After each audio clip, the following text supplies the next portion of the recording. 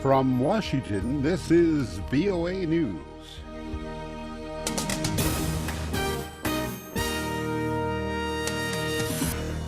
An Israeli attack kills 3 Hamas commanders. Calm is reported in Liberia's capital after a violent confrontation over an Ebola quarantine. I'm Ira Mellman reporting from the VOA News Center. An Israeli airstrike in the southern Gaza Strip has killed 3 senior Hamas commanders. All 3 were killed Thursday in the bombing of a 4-story house in the town of Rafa, where they had led operations against the Jewish state for 20 years. Officials said the attack also killed at least 3 other people.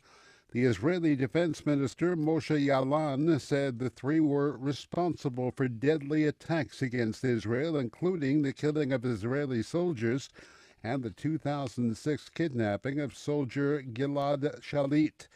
The funeral procession for the commanders drew thousands of Palestinians into the streets of Gaza with some firing guns into the air.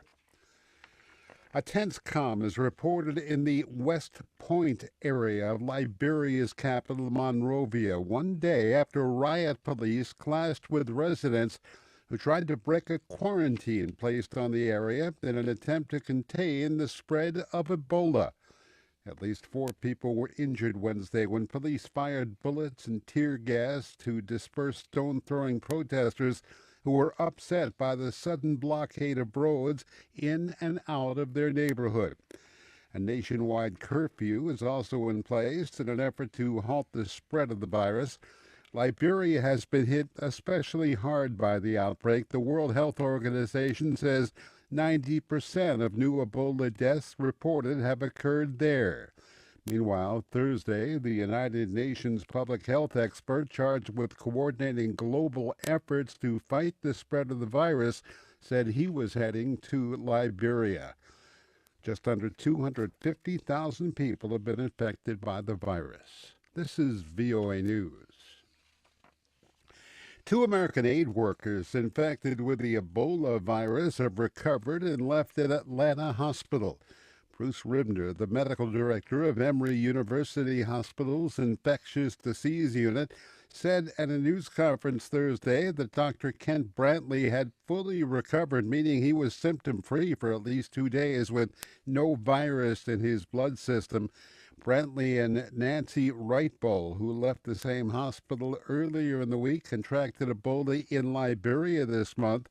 Brantley gave thanks to his doctors for treating him and to God for sparing his life. Today is a miraculous day.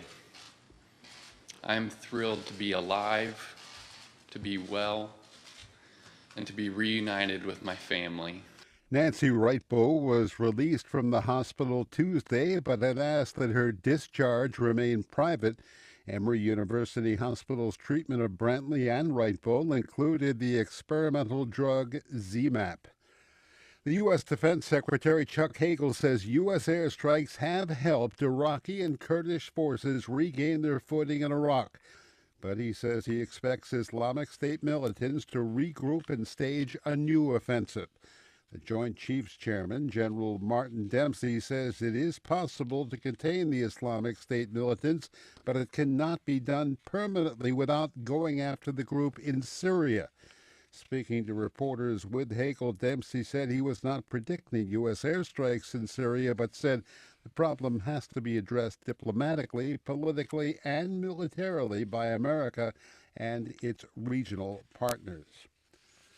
Turkey's ruling AK party has chosen Foreign Minister Ahmet Davutoglu as the successor to Prime Minister Recep Tayyip Erdogan, who is now the president-elect.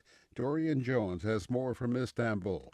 Announcing the decision to senior members of the party and media, Mr. Erdogan said he consulted widely before making a decision. Yolumuz açık olsun diyor. İnşallah ülkemize, milletimize. What is expected of the new Prime Minister is to realize I dream of a new Turkey, he said, adding that Ahmet Davutoglu's hard work and ambition influenced the decision reached on merit. He said Mr. Davutoglu is committed to a foreign policy with a conscience, and our belief is he will continue this commitment as Prime Minister. The governor of the central U.S. state of Missouri Thursday ordered the withdrawal of the National Guard from a town rocked by nearly 2 weeks of protests following the August 8th shooting death of an unarmed black teen by a white policeman. The national troops arrived in Ferguson on Monday to support police after violent clashes with protesters. Despite peaceful daytime protests, police and demonstrators that officials called instigators exchanged firebombs and tear gas nightly at the peak of the violence. The governor said in a written statement he was removing the National Guard because the situation in Ferguson was greatly improved. That's the latest world news from VOA.